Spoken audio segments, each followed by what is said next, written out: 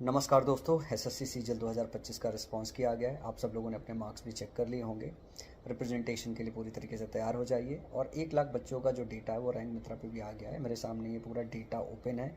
इस डेटा को मैं आपके सामने रखता हूँ, थोड़ा चर्चा भी करेंगे, क्योंकि जब पेपर हो रहा था तब ये बात चर्चा में चल रही थी कि बहुत सारा रिमोट एक्सेस हुआ है, सॉल्वर हैं, चीटिंग हुई है। तो जो है भैया, कटअप तो ऊपर जाएगी जाएगी, पक्का ऊपर जाएगी। तो डेटा क्या कहता है, 1 लाख बच्चों का जो डेटा आया वो डेटा क्या कहता है, पहले डेटा को अच्छे से समझिए। 180 से ऊपर 3 बच्चे हैं। हाईएस्ट स्कोरर जो है उसका मार्क्स जो है 192 है।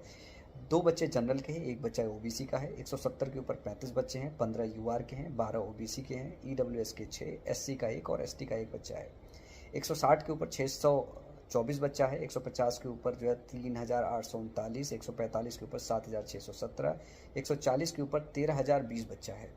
और अगर 1 लाख बच्चों का ये डेटा है, अगर आप लमसम देखोगे तो जो 140 का जो स्कोर है जिसके ऊपर 13,000 बच्चे हैं, अगर आप जितने बच्चों ने पेपर दिया है, जो 16-17-18 लाख बच्चों ने दिया है, तो 15-18 गुना करोगे तो तकरीबन 2 लाख बच्चे हो जाएंगे। तो 140 मार्क्स के ऊपर ही तकरीबन 2 लाख बच्चे बन रहे हैं।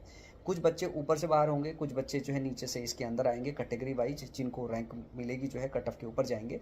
मोटा मोटा अगर जनरल कैटेगरी का अगर आप कट ऑफ लेके देखो रॉ स्कोर के बेसिस पे, तो मैं मान के चल रहा हूँ 140 जो है रॉ स्कोर के बेसिस पे उनका कट ऑफ रहने वाला है। और अगर नॉर्मलाइजेशन की बात करें तो नॉर्मलाइजेशन डिपेंड करता है कि कौन सा इजी शिफ्ट रहा है और कौन सा टफ शिफ्ट रहा है और फॉर्मूला कैसा बिहेव करेगा।